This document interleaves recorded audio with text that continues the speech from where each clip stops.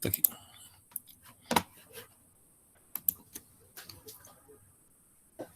A nossa meta de hoje, gente. Esse aqui é o slide 1 de 80. Então, a ideia mesmo é falar sobre evolução histórica aí da qualidade desde o princípio, né? Desde o começo da história da humanidade. Esse livro, gente, que eu estou apresentando aí, é um livro que foi editado pelo Inmetro, né? Instituto Nacional de Metrologia. Ele tem disponível na internet.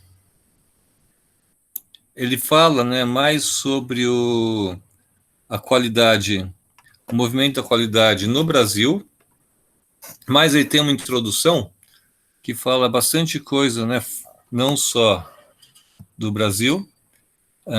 A introdução, grande parte do que eu peguei na aula de hoje, né, eu segui o roteiro desse livro aqui.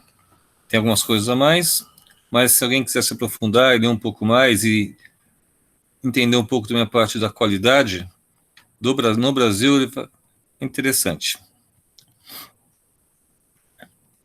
Então, rapidamente, né, a gente vai entender a evolução do conceito de qualidade, a gente vai percorrer todos esses passos aqui na história da qualidade, onde o importante é o seguinte, a gente começa, né, desde lá da Revolução Industrial, esse gráfico na aula, a gente vai começar antes disso, até os dias de hoje. A grande diferença que tem é uma linha aqui intermediária que separa, porque antigamente a gente tinha uma ênfase na qualidade, na preocupação do produto, e depois de um certo tempo a gente passa a se preocupar com o processo. Tá? Então a gente hoje, né, a gestão de qualidade não está preocupado com inspeção de produto, ela está preocupada mais com definição de processos que sejam adequados, aí, que garantam uma melhoria contínua da qualidade. E para fazer esse percurso, a gente vai começar lá atrás. O pessoal que estudou comigo materiais já lembra dessa figura aí. Então, vamos pensar, desde o começo, né, da história aí, não é nem da humanidade ainda, né, dos Homo sapiens, e os Homos antes dos sapiens, né, existia já, ou, né, devia existir já, uma preocupação com qualidade. Quando eles começaram a utilizar materiais, né, como ferramentas, a gente imagina que, né, eles já tinham conhecimento de materiais que eram mais adequados e menos adequados. As primeiras ferramentas, né, feitas aí pelos humanoides aí, foram na África, e até tem meio que uma disputa entre a Etiópia e o Quênia. Então, às vezes vem um achado na Etiópia que fala que lá é o mais antigo, a ferramenta mais antiga, depois vem no Quênia. Na verdade, eu nem sei o atual quem está ganhando aí essa disputa, mas é sempre nessa região aqui da África. O último relato que teve, eles identificaram algumas ferramentas, algumas pedras, né, lascadas, que deveriam estar sendo utilizadas como ferramentas há 3,3 milhões de anos atrás. 3,3 milhões de anos atrás. O pessoal já tinha o uso de ferramentas. Agora, o que é interessante, que eu, na verdade, nem sabia, acabei aprendendo aqui para essa aula, é que existem, né, indícios da primeira fábrica produzida por nossos ancestrais. Primeira fábrica operando pelos nossos ancestrais, e essa fábrica aí é datada de 2,6 milhões de anos atrás. Ué, mas por que uma fábrica, né? Como que eu sei que existia uma fábrica lá, 2 milhões e meio de anos atrás? Porque nesse sítio arqueológico, acho que eu tinha foto, caiu a foto aqui, que é na Etiópia, lá no um desertão mesmo, uma savana, né? Na savana, nesse sítio arqueológico, eles encontraram cerca de 300 pedras cortadas, né? Preparadas para usar como ferramenta. Então, pela quantidade, né? Que é anormal para os achados que a gente tem, que o pessoal faz até hoje, a quantidade de pedras preparadas, né? Uh, pelos nossos ancestrais aí, nesse sítio arqueológico é uma quantidade muito grande. Imagina-se que não seja só para o uso dos grupos, né? E a gente já sabe, né, que os grupos naquele período eram grupos pequenos de indivíduos. Não eram grupos de centenas de pessoas, eram grupos de dezenas de pessoas que eles viviam. E aí esse achado aqui, né, é considerado, né, como a primeira fábrica produzida aí, né, pela humanidade. E, né, a gente imaginar produzindo ferramentas e, né, pedras, através de pedras, o pessoal já tivesse, né, conhecimento de qualidade. Eles iam saber quais eram as mais adequadas, quais que conseguiam ser quebradas, né, que daria um corte mais apurado. Tem ferramentas com corte muito bem feito, mais adequado que outros, assim por diante. Então, esse aqui, ó, é na Etiópia, um exemplo aí de um sítio aqui, foi localizado em 2015, que tinha essas ferramentas aí, essas pedras que provavelmente são usadas como ferramentas. Então já existia um conceito de qualidade aplicado ao produto. O pessoal provavelmente escolhia as melhores pedras, assim por diante. Depois vamos lá para a China antiga. A China, né, como a gente sabe, ela sempre foi governada, sempre não, né, mas no passado aí, ela foi governada por dinastias. O que é? São, né, famílias que tomavam conta de todo, né, de todo o poder na China, e inclusive eles tinham, né, um controle muito rigoroso e com fiscais, e eram bastante controladores. E a primeira dinastia é considerada no século 21 a.C., então vamos lá, 2.200 anos antes de Cristo, então é 4.000 anos atrás, e a China foi governada por dinastias até 1911.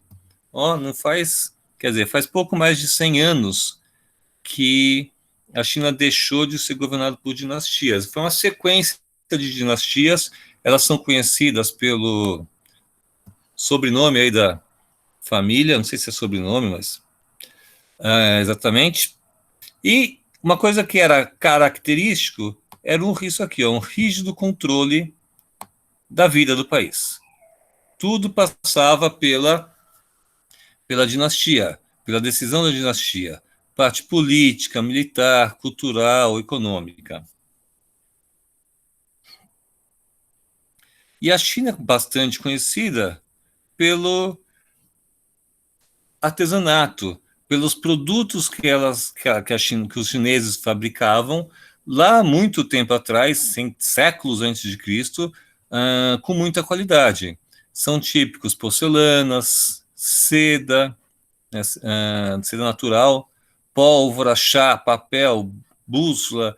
A indústria manufatureira da China era bastante eclética, ela produzia bastante produtos diferentes. Era uma produção artesanal, tá? Com alta qualidade e com produções grandes. Né? Na China tudo é grande desde sempre, né? Então, a produção não era muito pequena. E o controle de qualidade que existia é considerado muito bom, né, para aquele tempo.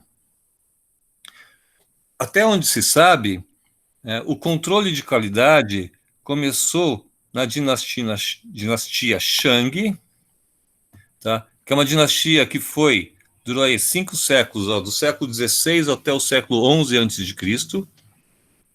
E nessa dinastia, no controle de qualidade, eles inclusive dividiam 3 classes de produtos. O artesanato estatal, que era os produtos que eram direcionados para a família, e para a casta, né, governante, a família e seus amigos, né, e o pessoal que controlava. Tinha a parte civil, né, e a parte familiar. E eram classes diferentes. A classe estatal tinha um nível de qualidade melhor, porque ia servir aos poderosos da dinastia.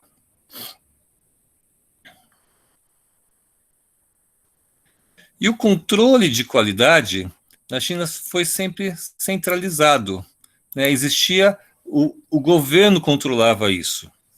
Tá? Na dinastia, aqui entre o século XI e o século VIII, existia um sistema de organização de controle de qualidade que era gerenciada por oficiais. O que quer dizer isso aqui? Né? Representantes do governo faziam fiscalização e controlavam, né, o sistema de organização da produção artesanal da China. E existia, inclusive, departamentos já naquela época, estamos falando aí de 10 séculos antes de Cristo, departamentos separados em função da função, é péssimo, né? Separados conforme a função que cada departamento desempenhava. E eles eram muito específicos. Tal como eram separados, né, o sistema de qualidade chinês controlado pelo governo, como que tinha? Eram 5 setores independentes. Um setor responsável pela coleta, processamento, armazenamento e distribuição da matéria-prima e produtos semi-acabados. Só que então a entrada, a matéria-prima. Daí tinha um outro grupo responsável pela produção, pela manufatura de produtos. Um grupo responsável pelo armazenamento e distribuição. Então, existe aqui um ciclo, ó. São processos, muito diferente do que a gente tem hoje, que vai lá da matéria-prima, passando pela produção e chegando até a distribuição, até o cliente, armazenamento e distribuição. E o que hoje a gente chama de processos de suporte, lá também já tinha.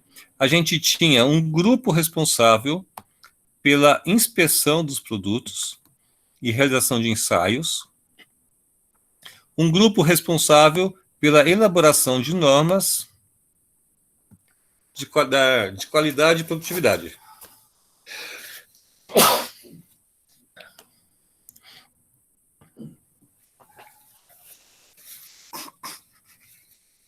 Desculpa.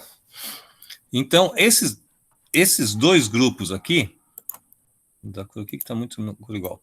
Esses 2 grupos aqui eram grupos que não trabalhavam na produção. Um era responsável pela elaboração de normas e outro fazia a inspeção e administrava as normas, separado dos grupos responsáveis pela produção, distribuição e a própria obtenção da matéria-prima e produtos semi-acabados.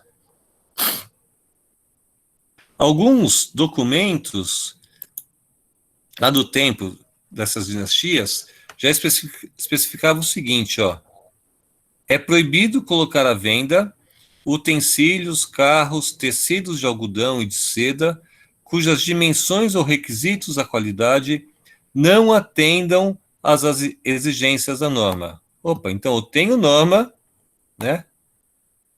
Tem alguém controlando a qualidade do produto para ver se ele está atendendo à exigência da norma. E tem lei definindo que é proibido vender né, esses produtos se não estão adequados conforme a norma. Estamos falando lá em 10 séculos antes de Cristo. Na dinastia Qin, aí mais perto, né, mas estão aí dos 2.200 anos atrás, né, tinha uma quantidade grande de decretos especificando um monte de controle que o governo fazia sobre o artesanato, comércio e metrologia. Então já existia, né, preocupação com medidas para ver se os produtos atendiam os requisitos, né, das normas. Olha aqui, ó. A lei estabelecia que para a mesma categoria de utensílios, a forma, as dimensões e as tolerâncias deveriam ser idênticas. Ou seja, estamos falando aqui na regularidade, no padrão, né? Um certo tipo de utensílio, de produto, tinha que ter sempre a mesma forma, a mesma dimensão e as mesmas tolerâncias. Então, estamos falando em, né, produto artesanal, mas que, diferente lá que a gente vai ver no artesanato mais na frente, dos artesãos mais na frente, época do período feudal, aqui não é o artesão que é responsável, né, pela especificação do produto. A gente tem leis definindo isso, tem regras, tem normas lá atrás já definindo as especificações de produto. Aí, ó, essa aqui, só vendo aqui, ó. Aqui, dinastia Zhou, que a gente está aqui atrás, só para ver a data dela. Aqui, séculos 10 a 8 antes de Cristo. Aqui um jarro de bronze, exatamente dessa dinastia.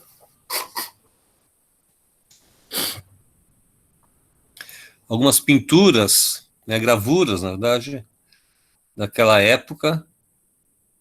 Desenhos, né, feitos naquele período. Mais algumas coisas, algumas curiosidades, né, lá da China.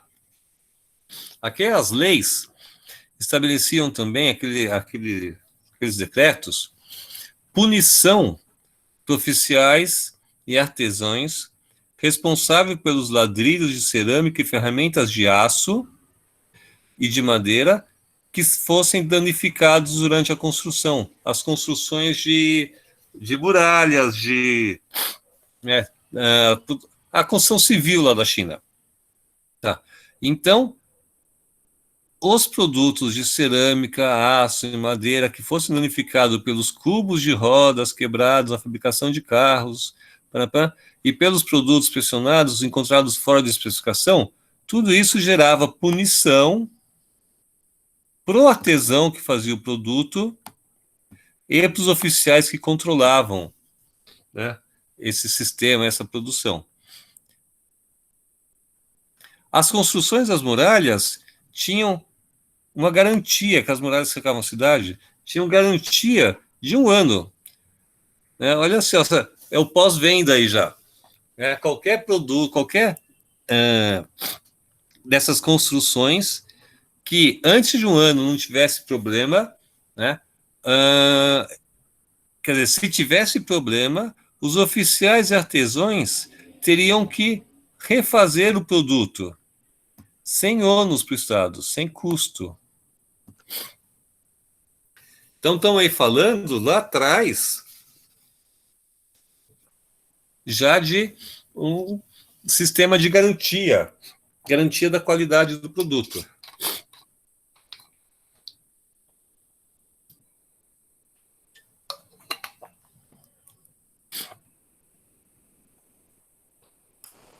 Mais um pouquinho para a gente acabar com a China, né? Aí já estamos falando depois de Cristo, dinastia Tang, que tinha regras muito claras para vendas de arcos, flechas, lanças. Aqui uns desenhos delas, assim. Que eram definidos, existia todo um padrão de qualidade na produção de arcos, lanças, esses produtos. Isso aí surgiu a partir de 618, 907, essa dinastia, né, que deveria ter aqui. E aqui tem um negócio que hoje a gente chama de rastreabilidade. O que é rastreabilidade? Sabe quando dá um problema num carro e o pessoal faz o recall? Ah, porque o airbag não está funcionando, tem que trocar. Então, todos os proprietários dos chassis 3475YT4538 até um outro número tem que voltar à concessionária. Por que eles definem isso? Porque todo produto que vai para uma montadora, a gente controla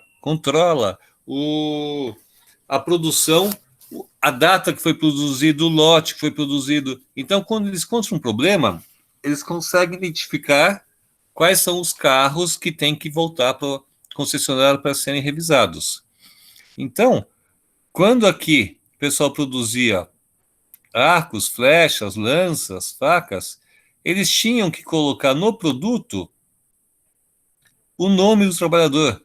Tinha que ter o registro no próprio produto, ter gravado quem produziu aquilo. E isso servia também para quê? Para que os oficiais verificassem, descobrissem produtos falsos, né? Ou produtos que não tinham identificação dos trabalhadores. Todo produto que estivesse fora das especificações, então, ó, na China, muito forte isso aqui, ó, especificação, desde lá atrás, com relação à dimensão, eram devolvidos aos fabricantes, e aí começam algumas coisas assim, ó, os responsáveis deveriam ser chicoteados ou punidos de outra maneira. Tudo isso definido, né, em decretos, em leis estabelecidas aí no... Estamos falando aí em 900, até 900 depois de Cristo. Essa figura que eu obtive aqui é um pouco depois, ó, 1300 a 1600, tem os arcos. Esses arcos são típicos lá. Até hoje eles fazem alguns festivais usando esse tipo de arco.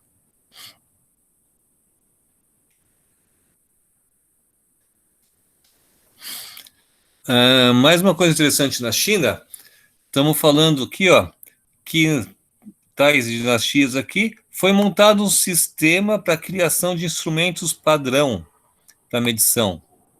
Opa, olha o metro aí na China. Então já existia um sistema, né,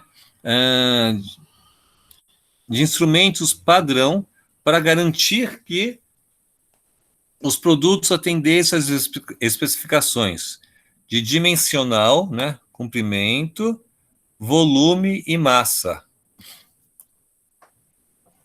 Interessante. Estamos falando em 5 mil anos atrás. Outra coisa que lá falava, ó, muita empresa faz isso hoje. O sistema obrigava que a precisão desses instrumentos fosse verificada 2 vezes por ano. Os instrumentos tinham que ser calibrados lá atrás na China já. Estamos falando aqui em dinastia Tang de novo. Os instrumentos de medição deveriam ser verificados todos os anos no mês de agosto e só podiam ser utilizados após fixação de selo de calibração. Parece que estamos falando de hoje, gente. E tinha sempre penalidades, assim, que quem não estivesse cumprindo. Aqui, ó, uma régua de bronze da China, utilizada aí para controlar, provavelmente aí para controlar, né, dimensional de alguns produtos. E aí, chega de China, mas ó, quanta coisa a China tinha: especificação de produtos, controle de normas, sistema de qualidade, de controle de qualidade, né, pessoal separado da produção para fazer o controle de qualidade, instrumentos de medição, calibração dos instrumentos de medição, um monte de coisa que a gente, né, a gente faz até hoje. O que é interessante no Egito, essa primeira pirâmide do Egito, ela é da época, por volta de 2650 anos antes de Cristo, é uma pirâmide que é um pouco diferente, né? Ela é chamada pirâmide integral. Vocês procurarem aqui, ou vocês põem o nome aqui da pirâmide, você fala pirâmide em degrau, ela tinha 6 degraus. Degrau 1, 2, 3, 4, 5, 6. Foi a primeira pirâmide construída.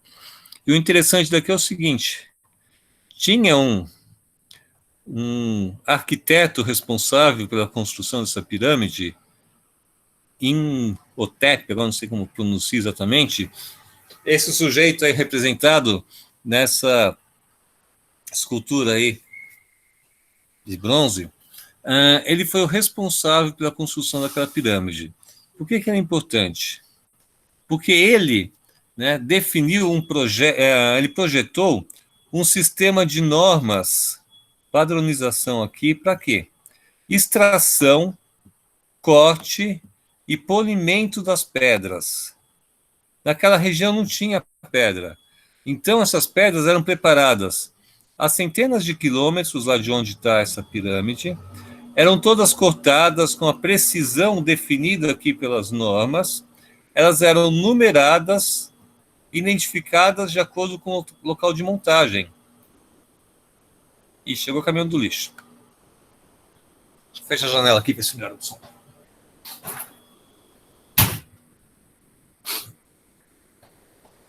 Caminhão do lixo também segue normas rígidas de controle, passa sempre nesse horário. Então, para fazer a montagem, o que o Imhotep criou? Um padrão para corte das pedras, né, para que as pedras todas fossem levadas para a região, já identificadas com uma precisão muito grande aí nos produtos. Considerado o berço da arquitetura, essa pirâmide, ela tem uma base retangular, ela tem 61 metros de altura, foi o primeiro arranha-céu aí construído pelo homem. Ela tem uma base que tem 545 metros e 277 de outro metro, é um retângulo. As pedras todas que formaram, elas tinham cubos com diâmetro de 22 centímetros. Ou seja, eram pedras pequenas, né, todas com o mesmo tamanho, que eram manipuladas, né, fabricadas lá numa região aqui onde elas eram extraídas, região da extração da pedra, e fáceis de transportar, porque eram pedras pequenas. Estima-se que essa pirâmide tem 850 mil toneladas de pedra.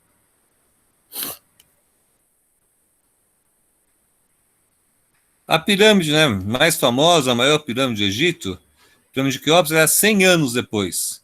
Né? Cadê? Aqui a gente estava em 2650 a.C., aqui estamos falando em 2550 aproximadamente, ó, quase 100 anos depois. E já é uma construção completamente diferente, né? Ela tem já uma qualidade já melhor, né? Aquela tinha 61 metros de altura, essa de Quéops é a maior do Egito, 147 metros de altura. Agora, as pedras aqui, as pedras que foram construídas na pirâmide, pesam por volta de 2,5 toneladas. E existe uma precisão micrométrica, não sei se micro, mas abaixo de milímetro, né? Constam, assim, que não passa uma lâmina entre uma pedra e outra. Tá? Para ter essa precisão na montagem e tudo, eles tinham que ter um sistema de medida, né, muito preciso. E aí, o faraó Quéops criou o primeiro padrão de medida no Egito, né, o primeiro padrão definido. Tipo, hoje o nosso padrão é 1 metro. Lá na época eles tinham um padrão chamado cúbito real egípcio. E que tamanho era esse padrão? Né? Não era 1 metro, não. Ele foi construído, ó, com uma pedra de granito preto, para garantir que ela não ia mudar de dimensão, ia ser um padrão permanente ou longevo, né, que durasse muito tempo. E que tamanho que era esse padrão, o cúbito real? Ele tinha o comprimento do antebraço do faraó. Então, já que eles não tinham, né, iam criar do nada alguma coisa, o que eles criaram? Então, a pedra, na definição do tamanho da pedra, era em, em função da quantidade de antebraços do faraó. Esse antebraço do faraó foi transformado num granito Pedro, Pedro, o faraó chamava Pedro, um granito preto, né, que foi usado, né, para construção. Ah, mas é só um granito. O que eles fizeram? Mesma coisa que a gente faz hoje. Eles criaram, a partir daquele granito, réguas de madeira, né, que eram usados, que eram construídos a partir desse granito. Esse granito, esse cúbito real, essa peça de granito preto, é o padrão primário. Depois eles criaram padrões secundários. Então não dá para pegar esse granito e ficar levando na obra. Ele não pode estragar, inclusive. Então eles criaram várias réguas de madeira que eram produzidas de acordo com o tamanho do granito Pedro, preto, e essas réguas eram levadas para as obras, onde vai precisar fazer as medidas. A precisão era tão grande que o comprimento de cada lado da base tem uma variação de 0,05% de um lado para o outro lado. Ou seja, é praticamente o mesmo. A pirâmide aqui tem 228,6 metros, o lado do quadrado da pirâmide, da base da pirâmide. E não tem variação de um lado para o outro. A precisão, né, usada na definição do padrão e das réguas, seriam padrões secundários, levaram à construção de peças com dimensões muito precisas e que eles conseguiram construir, né, com toda essa precisão aqui.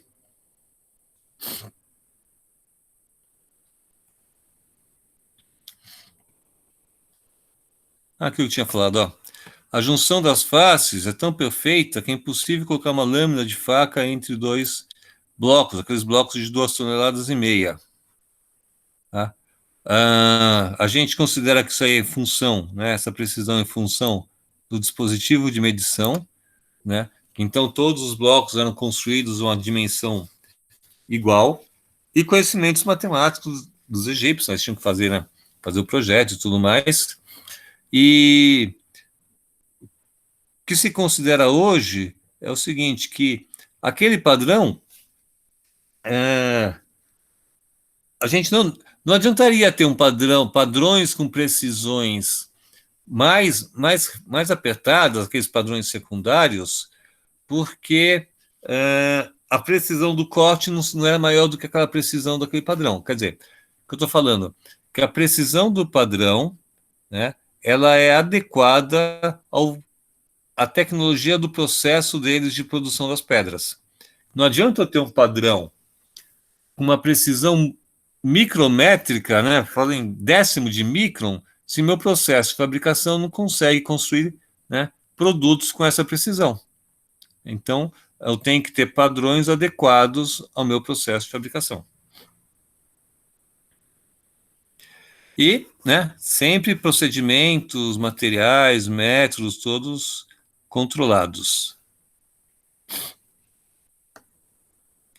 O controle de processo permitiu nessa precisão das medidas.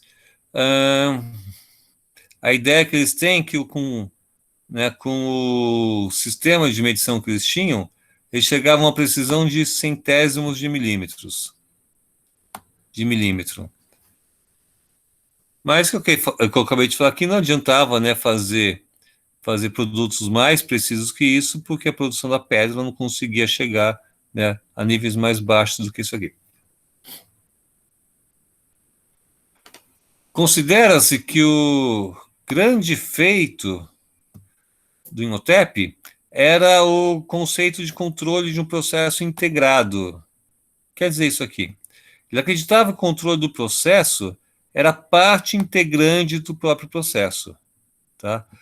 Ou seja, não adiantava tentar fazer a pedra, fazer aquelas pedras que iam compor a pirâmide. O Imhotep é aquelas pedras pequenas, né, de 22 centímetros.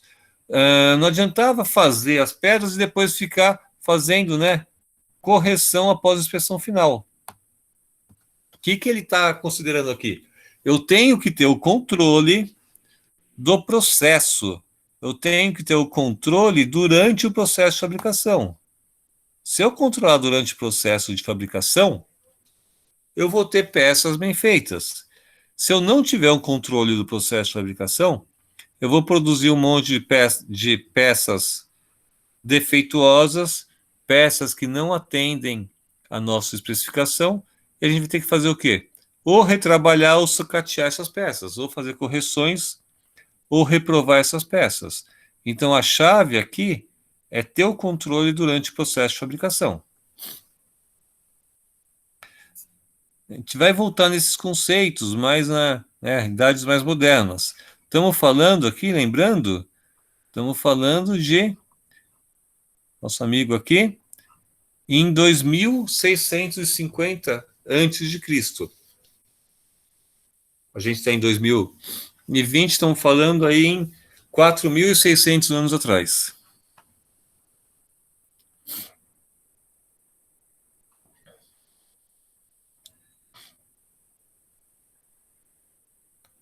Falando tudo aqui. Vamos chegando mais perto da gente. Império Romano. Né? O Império Romano é famoso, né, pela quantidade de obras que eles construíram. Eles dominaram, né, grande parte do mundo, né, e faziam grandes obras. Obras de arquitetura, obras de saneamento, teatros.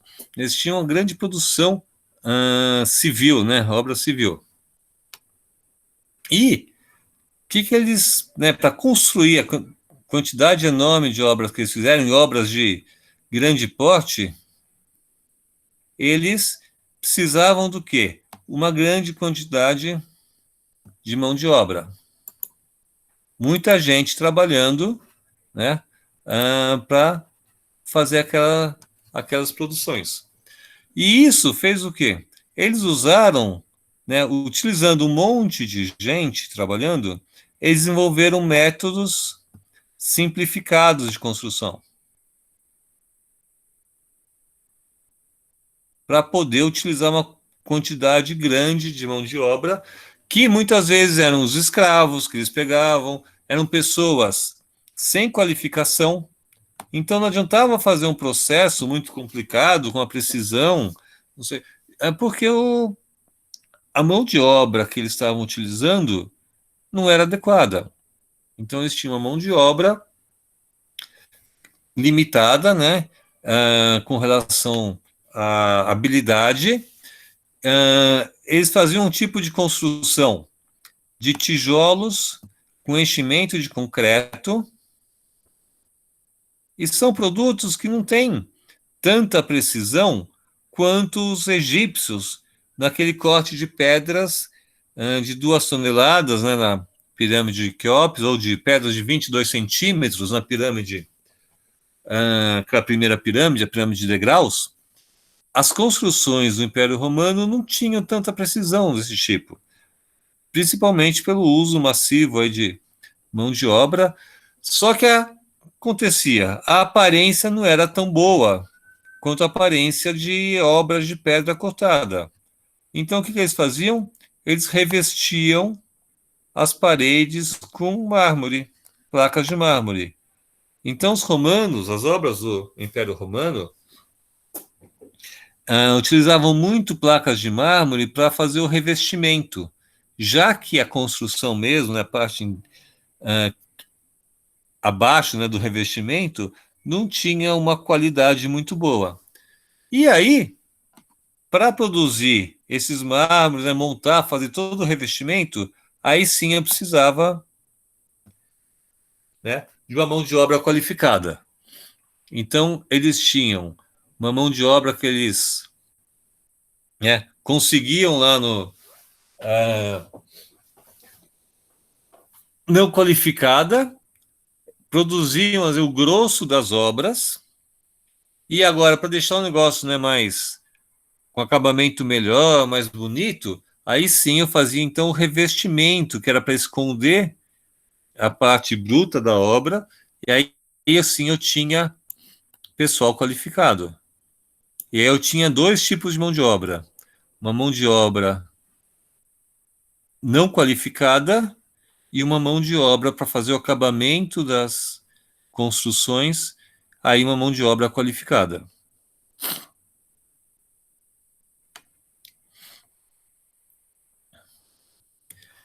Que é o que está falando aqui.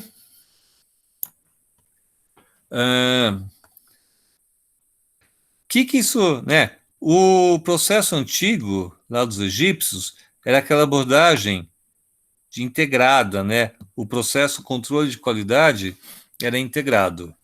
Aqui com os romanos, como eles fizeram? Muita mão de obra não qualificada, eles tinham que controlar, né, o processo de produção, como? Através de uma presença marcante de supervisores. Então, se a mão de obra não era qualificada, eles começaram a usar, né, supervisores para controlar a produção, já que não dava para deixar ela ao cargo lá do pessoal que estavam fazendo o grosso da obra. E aí começaram a criar os procedimentos de inspeção, né? Opa, então eu posso ter defeito, eu vou fazer o quê? Minha mão de obra não funciona, eu vou ficar controlando, inspecionando tudo que eles estão fazendo.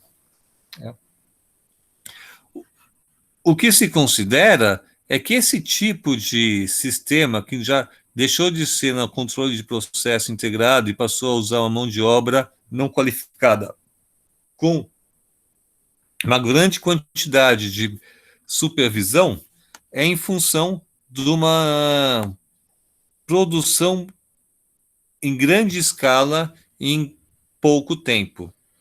Então, né, foi um período aí onde faziam grandes obras, muitas obras em curto espaço de tempo.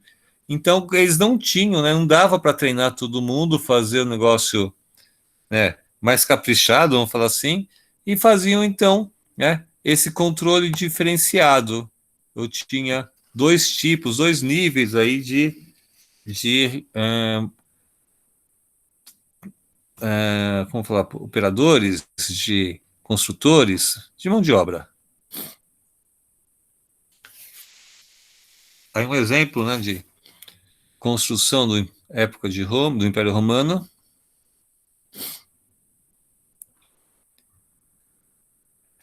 E depois de Roma, né, teve a Idade Média, né, regime feudal. Regime feudal, todo mundo trabalhando no feudo, né, tinha, né, pequenas regiões, pequenas áreas, onde todos já tinham os vassalos. Lembra aquelas aulas de história do ensino médio? Né, pessoal especificamente lá trabalhando lá dentro do feudo. Quando começou a acabar o regime feudal, começou a ter um crescimento das cidades, né? O pessoal começou a sair, né, do campo, lá da região, lá do feudo, e começaram a se criar cidades. Começamos a ter um aumento do mercado do consumidor. E aí se criou o quê? Uma indústria, vamos falar que é indústria porque são artesãos. Então se criou essa cultura de artesãos especializados, né, em algum produto, que faziam lá sua pequena oficina. Então você tinha o que trabalhava com couro, o que trabalhava, né, com aço, fazia forjamento, o que fazia, né, tecidos, assim por diante. E uma característica forte aí desse período é o quê? Eles vendiam e eles produziam diretamente para os consumidores. Então a gente tinha uma ligação direta do responsável pela produção com o consumidor. Isso facilita o quê? O contato,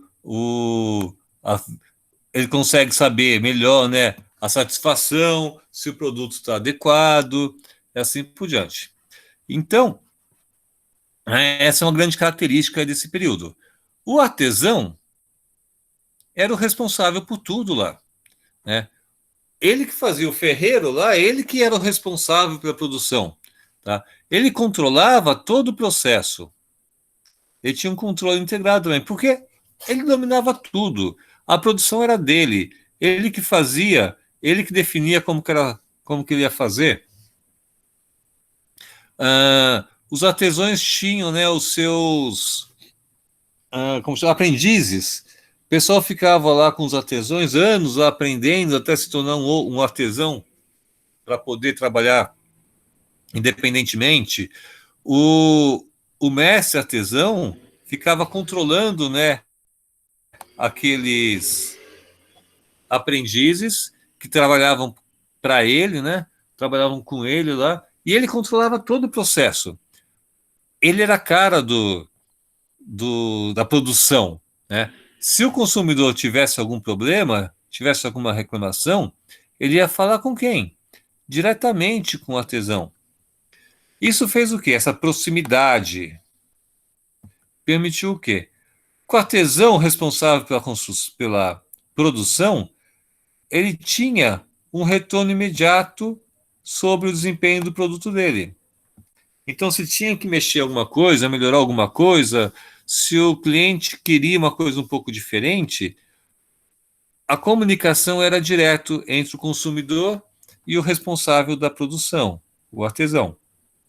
Ele sabia quais eram as necessidades, expectativas, desejos dos clientes, e tinha o outro lado também. Os clientes, conhecendo a produção do artesão, iam conhecer as aptidões e as limitações do artesão. Então, se eu quero uma ferramenta lá, uma ferradura, uma faca ótima, adequada, né, para o meu consumo, eu vou no artesão que eu conheço e que sei que o cara tem aptidão para produzir aquilo. Produz as melhores facas, né?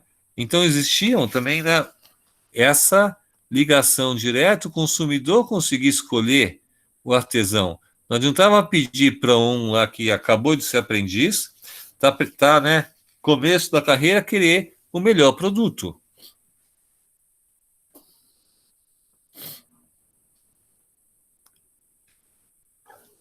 Então, uma coisa aqui, mesmo que eu já falei, não havia intermediários, tá? Quando tinha algum problema com o produto, ele falava diretamente com o artesão, que conseguia fazer o quê? Incorporar a melhoria necessária no produto. Ele era a cara, ele era o responsável, né? Ele era o dono da oficina. Se os clientes começavam a reclamar de alguma coisa e precisavam de alguma mudança, ele ia lá e podia fazer, tá? Com o tempo e o crescimento das cidades, o crescimento do consumo, o que aconteceu? Os artesãos não conseguiam mais trabalhar sozinhos. Tá? Então, eles tinham lá os seus aprendizes, eles já não conseguiam, né, executar todo o processo produtivo sozinho, eles começaram a contratar funcionários. Então, começram a empregar, né, pessoas para trabalhar. Então, foi a primeira relação aí de patrão, patrão empregado, né? O artesão, à medida que ele foi crescendo, o mercado, não ele crescendo, né? O mercado dele foi crescendo, a produção dele foi crescendo, ele passou a contratar, né, empregados e ele começou a controlar, né, o trabalho que os outros faziam. Deixou de ser o trabalho único dele.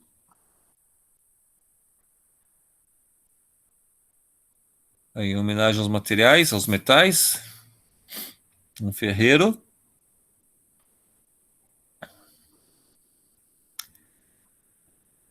Aí tem uma coisa interessante também, a indústria veneziana. A pessoa chama indústria veneziana.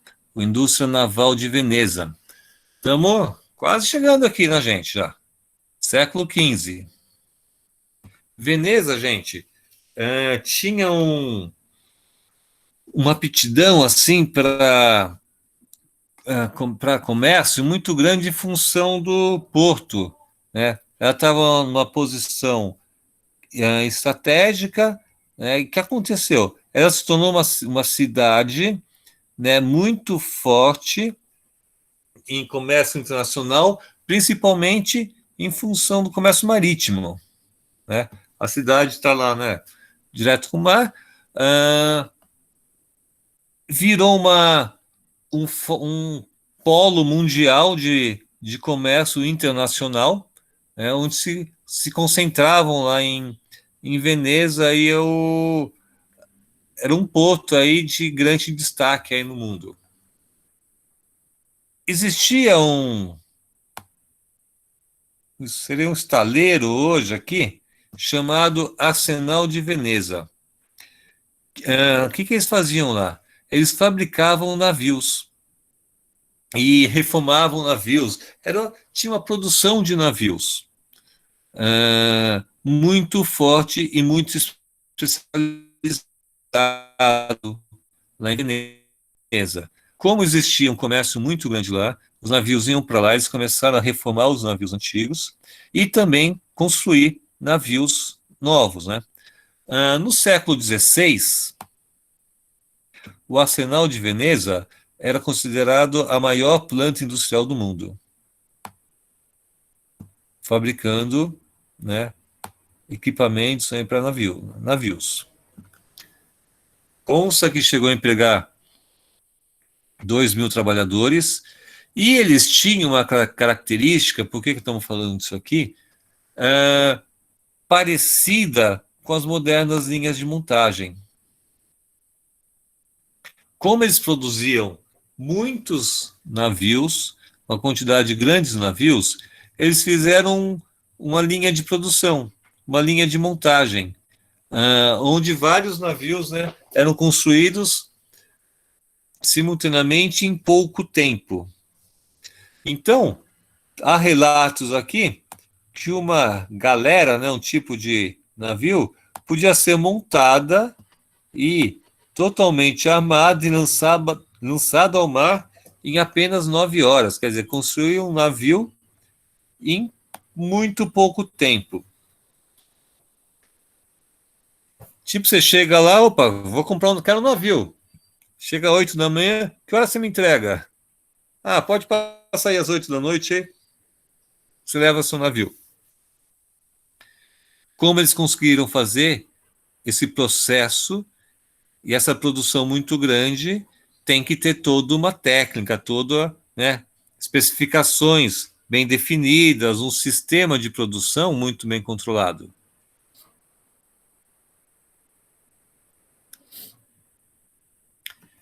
Vocês estão aí, né, gente? Estou falando sozinho aqui? Tá todo mundo aí. Beleza.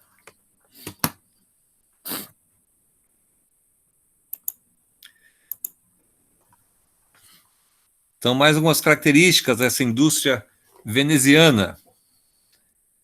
Veneziana não é aquilo que fica na janela, não, né? Além de ter uma produção muito grande, uma quantidade muito, né, feita em escala muito grande, os navios produzidos no Arsenal de Veneza eram considerados como superiores em qualidade aos navios feitos em outros locais, num processo mais artesanal, né? Sem ser uma indústria, né, que nem a de Veneza. E o processo que eles fizeram, aqui eu estou até considerar, é parecido com o de, né, das pirâmides.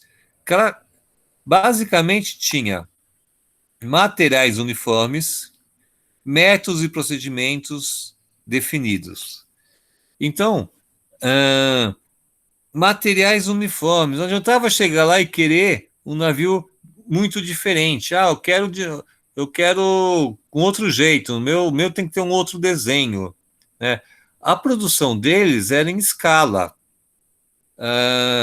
Todos os arcos, né, que são compostos dos navios, eram feitos de um jeito que eles se encaixavam, né, direitinho. Eles produziam essas partes que eram utilizadas aí para montar um navio, deixavam lá no estoque, e no final precisava só pegar e montar um navio. Eles, né, pegavam várias peças e iam montando os navios. As peças não eram feitas individualmente e ajustadas, acertadas, artesanalmente, como feito em outros lugares, né? Todas eram iguais. Então produziam um monte de peças com as mesmas características, mesmas especificações. Isso facilitava o quê? A montagem das peças. Todas as popas seguiam o mesmo projeto. Cada leme, né, não era definido e montado para cada um deles, especificado, ajustado, é tudo igual, eram todos iguais. O cordame, os convés eram todos iguais. Então eles produziam as peças, deixavam as peças estocadas e quando precisava eles iam lá e montavam, era só encaixar. Esse controle de qualidade, esse padrão de produção das partes dos navios, deu aos venezianos uma vantagem muito grande com relação aos seus rivais, pela qualidade com que eles montavam, velocidade com que eles montavam, e todos os navios eram iguais. Então, tinha também uma uniformidade com relação à, né, condução dos navios. O manejo deles, né, eles eram manejados e manobrados da mesma forma. Alguém que conhecesse um desses navios, né, conseguisse, né, fazer a condução dele, levava qualquer um, com total habilidade. Passava de um navio para outro, era tudo igual, não mudava nada.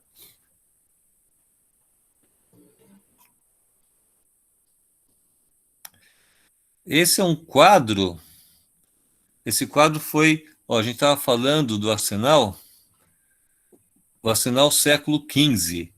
Ele foi era a maior indústria no século XVI, então 1700 e alguma coisa. 1700 e tanto. Isso aqui é um quadro da entrada do arsenal, né, lá dentro, né, era onde eles produziam os navios.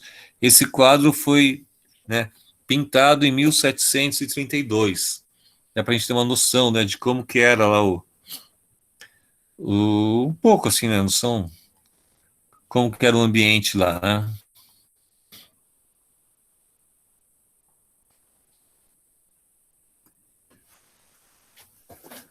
Que essa indústria, essa maior indústria que existia no mundo, né, mostrou o seguinte: tendo um controle do processo integrado, né, aquela produção das peças feitas lá, né, todas uniformes, garantindo a produção, o processo de produção. Não adiantava fazer aquelas peças e na hora que for montar um navio, for inspecionar e ver, essa não encaixou, tira essa, tem que pegar, tem que ajustar, tem que tirar o empeno, tem que cortar um pouquinho mais, ela ficou um pouco grande. Não adiantava fazer isso, né? Eu tinha que ter um controle do processo para garantir que as peças todas tivessem a mesma qualidade, fossem, né, conseguir fazer lá a montagem dos navios. As galeras, né, que eles chamavam. Então, mostramos o que aqui? Que produtos manufaturados industrialmente poderiam competir com produtos feitos artesanalmente, até com vantagens, né? Até com vantagens com relação ao artesão. Tudo seguia um padrão de norma rígido, rigoroso, para garantir essa produção em grande quantidade. Não tinha os artesãos, mas a gente tinha supervisores controlando a produção e conformidade com relação às normas durante o processo de fabricação. Então, eu tinha um controle de processo integrado à fabricação, né? A inspeção é integrada à fabricação. A gente chama aqui, né, de controle integrado. É isso, que a inspeção ela é feita, é integrada com a produção. Ou seja, pouca ou nenhuma inspeção final era necessária. Eu não preciso ficar inspecionando peça na minha fábrica se eu sei como ela foi feita durante o processo. Se durante o processo de fabricação não teve variação de parâmetros, não teve variação de dimensional, não teve variação, né, sei lá, pensando hoje em dia, se as minhas peças lá de um tratamento térmico, todas elas foram produzidas com a mesma matéria-prima, com a mesma tratamento térmico, mesma temperatura, se tudo é feito durante o processo muito controlado, eu sei que o resultado vai ser adequado, vai ser sempre igual. Se eu não mudo nada durante o processo de fabricação, eu não preciso ficar inspecionando peça a peça. Tá? Eram exigidas apenas verificações para garantir que as normas apropriadas estivessem sendo aplicadas. Não tinha uma inspeção massiva das peças produzidas.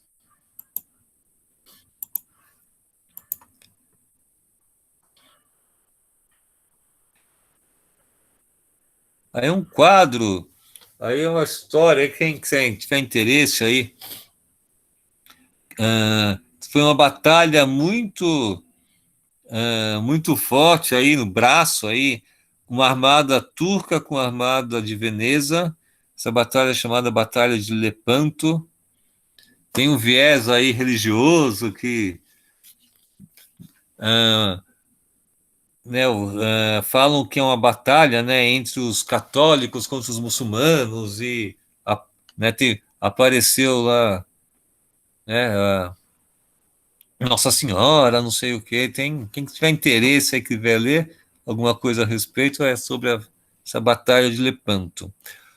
O que se relata também é o seguinte: às vezes, quando ia ter uma batalha, alguma coisa, né, alguma disputa, por que tinha essas disputas? Porque a Veneza era um polo muito importante, comércio muito forte, era o maior polo lá de comércio internacional. Então, existem interesses muito grandes aí, né, comerciais, econômicos. Uma das vantagens que relatam que o arsenal de Veneza tinha era o quê? Como eles produziam navios em quantidade muito rápida, né? Navios em quantidade em um tempo muito curto, eles muitas vezes estavam lá, né, sem se preocupar com a batalha, quando começavam né, tinha relatos, ou começavam a ver uma armada, né, uma frota aí de outros países, ou, né, outras nações, outros estados, chegando lá para batalhar, eles iam construir os navios, né? Enquanto o pessoal estava chegando, os inimigos estavam chegando, eles estavam construindo navios para batalha. Estou vendo aqui, ó, tem umas manchas de sangue aqui, falam que essa Bahia aqui ficou toda vermelha de tanta gente que morreu, assim por diante. Mas não é nosso interesse aqui nessa aula falar de batalhas.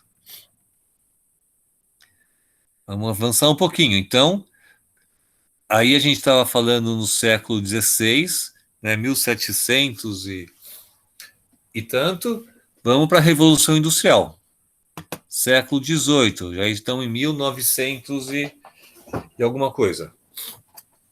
O que aconteceu na Revolução Industrial? O Watt, né, James Watt, fez uma grande melhoria lá nas máquinas a vapor, que começaram a produzir com velocidades muito maiores. Isso permitiu uma produção muito grande, né? E aí começou a indústria fortemente, né? Por isso que é a Revolução Industrial.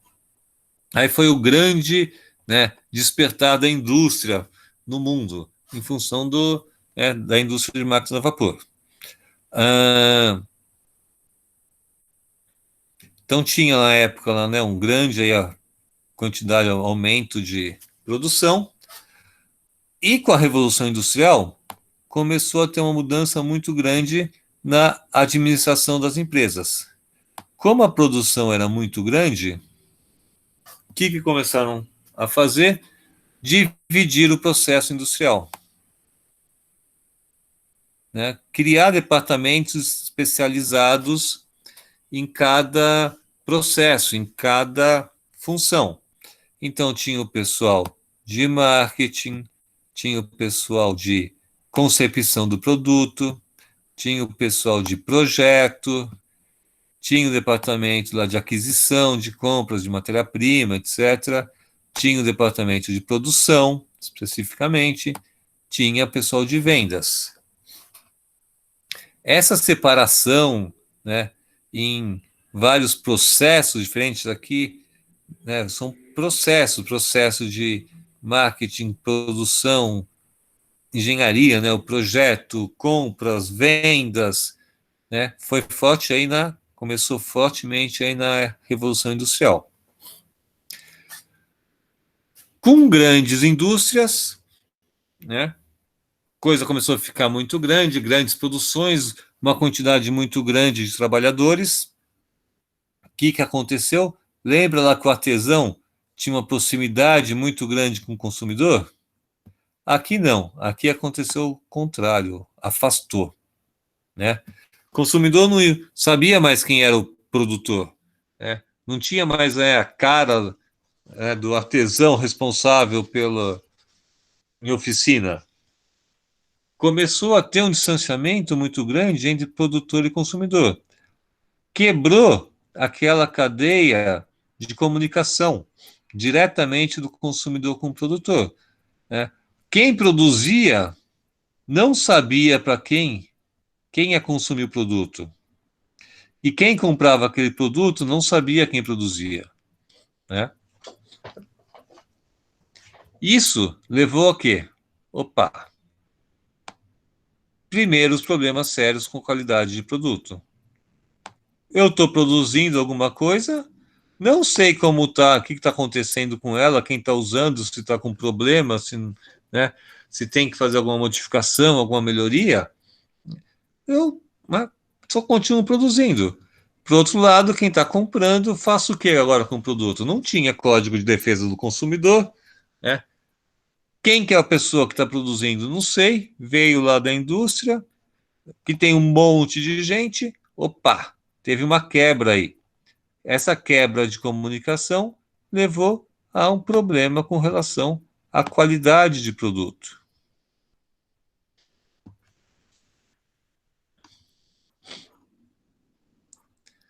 Então a gente tinha aí, grandes indústrias, um monte de gente trabalhando, né? A revolução foi um pico aí, uma explosão na produção e no consumo,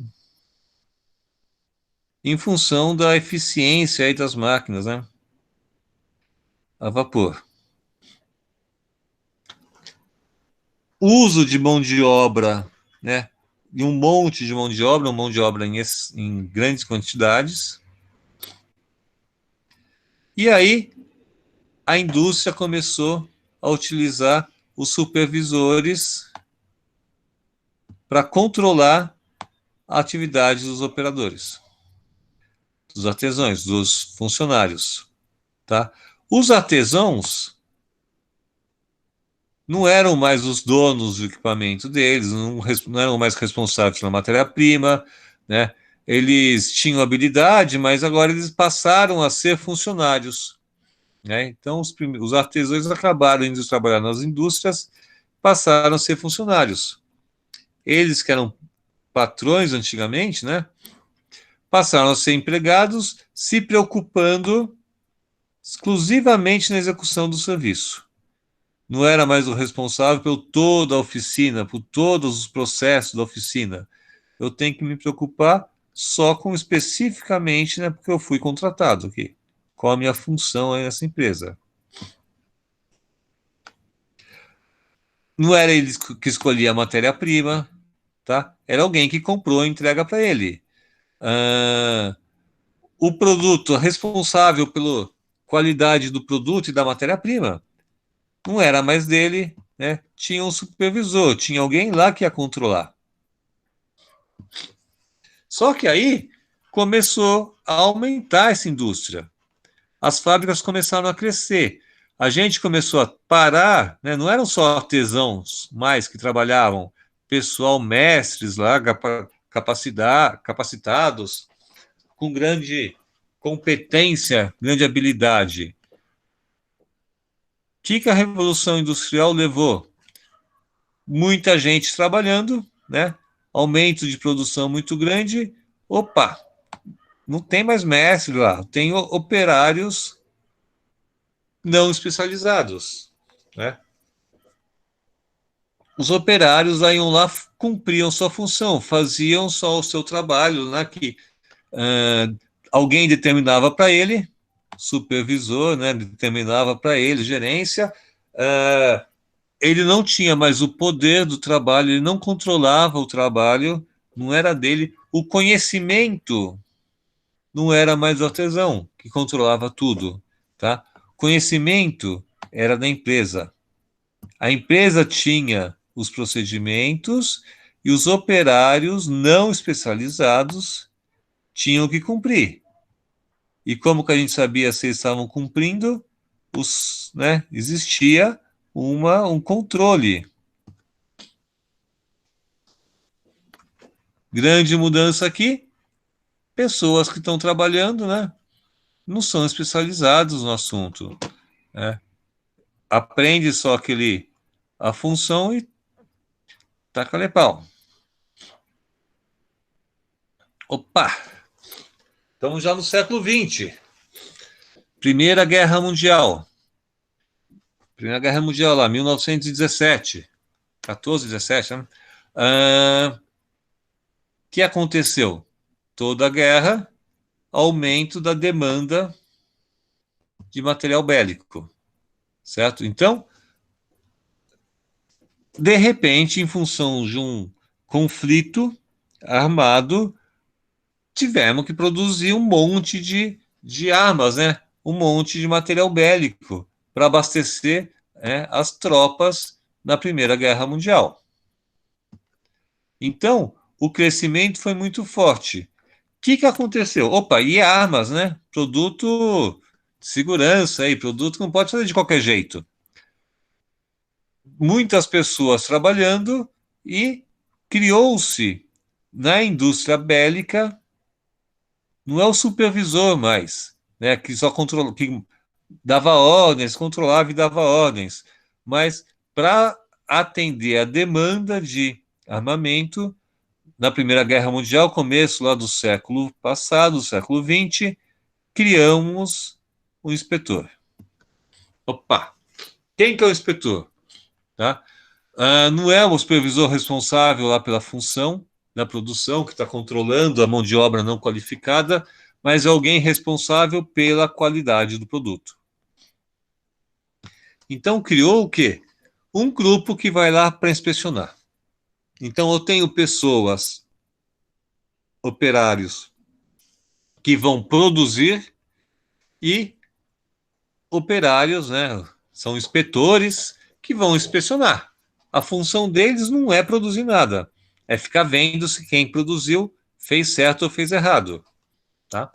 O que eles precisavam? Garantir que produtos sem qualidade saíssem das fábricas. Né? Então a inspeção fazia o quê? Depois estava tudo pronto, ia lá e olhava tudo, via como é que estava. Ei, o que faz isso aqui? Tá ruim. Sucata. Tá ruim, sucata, reprova. Então começou o quê? Começando a se criar um conceito de que qualidade, controle de qualidade significa custo. É em função do papel aqui dos inspetores que estão reprovando meus fuzis, não estão deixando o fuzil ser entregue lá para o exército, estão sucateando nossos produtos. Opa, esses caras aqui que não produzem estão aumentando o custo da empresa. Ou seja, qualidade implica em custo, aumento do custo. Ou seja, qualidade aumenta o preço do produto final. Qualidade é custo. E, né, muitas vezes criou aqui, né, um conflito.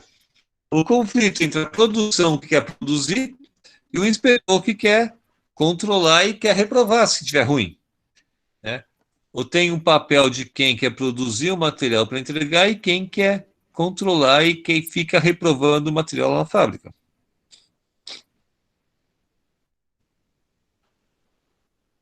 Não tem nada de diferente. Só falando que a qualidade dos armazéns, a qualidade, né, dos armamentos para a guerra, os armamentos, né, isso aqui é muito importante, né?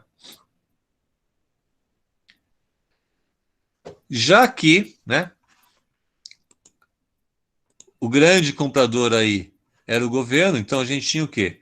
Os departamentos de compra governamentais que queriam os produtos com qualidades passaram a exigir, opa, e os clientes começando a exigir não a qualidade do produto, mas exigir que as fábricas tivessem um setor de inspeção. Não é o cliente do artesão indo lá e falando, ó, isso aqui devia estar dobrado um pouquinho diferente aqui, isso aqui está um pouquinho mais... Não, aqui começou a ter um controle governamental e o governo, né, sempre teve muita influência, né, na indústria, porque é um dos grandes compradores, né, garante muitas indústrias aí, eles estão exigindo o quê? Que a empresa tenha um setor de inspeção. Opa, então todo mundo começou a criar o setor de inspeção. E mais, eles exigiam que o setor de inspeção fosse desvinculado da produção. Ué, o que é isso, desvinculado? Ele não tem que inspecionar lá o que o pessoal está produzindo? Tem. Mas, para não ter aquilo que eu falei aqui atrás, né? Alguém, né, responsável pela produção, querendo produzir, querendo, né, entregar peça para o cliente. E alguém responsável pela qualidade, reprovando peça ruim, isso aqui gera um conflito. Tem o cara da produção querendo entregar, o cara da qualidade querendo segurar. Opa, se o chefe é o mesmo, se o cara o inspetor for funcionário do supervisor da produção, o que acontece? Ele vai falar, não, esse fuzil tá ruim. O cara da produção aí, tem a minha meta de entregar fuzil. Não adianta, tá liberado, pode mandar bala. É mandar bala, literalmente. Então, em função de decisão dos departamentos governamentais, dos estatais, né, dos governos do Estado, passaram a exigir que as empresas tivessem setor de inspeção desvinculado da produção. Isso até hoje tem cliente que exige. Cliente vai numa empresa, uma montadora vai numa empresa, olha o organograma da empresa. Se o departamento de inspeção de qualidade, mais que inspeção hoje, departamento de qualidade, ele é vinculado, subordinado ao gerente, ao diretor de produção, o pessoal fala, não, isso está errado. Qualidade tem que ser independente. Muitas empresas colocam departamentos aí de sistema de gestão de qualidade diretamente ligado ao primeiro homem, ao presidente da empresa, para mostrar que ele é independente dos outros departamentos, que ele não vai responder, não vai cumprir ordens do responsável pela produção. Então, a ideia disso aqui é garantir, ó, a liberdade, né, assegurar a liberdade organizacional, liberdade lá na estrutura da empresa, no organograma da empresa do controle de qualidade. E aí criou realmente a guerra, né? A guerra dentro da empresa. O pessoal de produção e o pessoal de inspeção, independentes, né, disputando espaço lá. O que aconteceu? Tem que garantir, né, armamentos de qualidade. inspetor examinava 100% dos produtos liberados. E aí veio, né? Opa, aí sim, ó o custo aqui. Estou reprovando peças e estou inspecionando as peças depois de fabricar. Vou inspecionar 100% das peças. Isso pode gerar um gargalo, muitas vezes, né? É um passo a mais na produção, tem uma etapa a mais e criou conflito entre produção e inspeção. Eu ia falar outra coisa. Inspeção 100%. E aí criou o seguinte, né, gente? A ideia de que, repetindo um pouco, mas a ideia de que inspeção, né, é ruim para a empresa. Inspeção aumenta o custo da empresa. Lembrei que eu ia falar. O principal erro que eu acho aqui foi a ideia é o seguinte: a ideia de que a qualidade do produto, e isso a gente vê muitas vezes até hoje, a ideia de que a qualidade do produto ela é função, ela é responsabilidade da inspeção, do controle de qualidade. Ou seja, se a gente faz isso numa empresa, eu tenho o pessoal que produz e o pessoal que inspeciona. Se meu cliente reclamou porque a peça está ruim, porque meu produto está ruim, tem lugar que pensa o quê? Esse é o problema da inspeção. Ou seja, o pessoal da produção não é responsável pela qualidade, o que é completamente errado, né? Ele tem que produzir com qualidade, ele tem que se sentir responsável. É a produção que faz as peças, né? Que faz nossos produtos. Eu não posso falar, né, que a produção é desvinculada da qualidade. A qualidade é responsável do departamento de inspeção. Que aí sim, vou fazer produto ruim, porque não sou eu o responsável. E aí cria uma coisa o seguinte, né? O operador da produção faz a peça ruim, fica só de olho, sabe que está ruim e fica só de olho para ver se o inspetor vai perceber e vai segregar aquelas peças. E se ele não segrega a peça, que bom, passou, né? Aí o problema agora é do inspetor que não viu.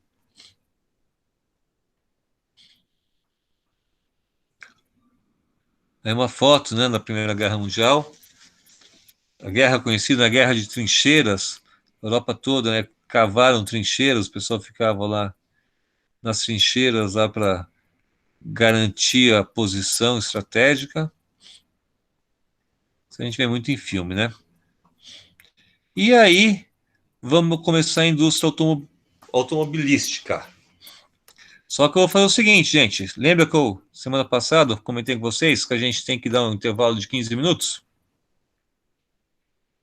Então, para a gente, né, ir tomar uma água, levantar um pouquinho, e para vocês também, né,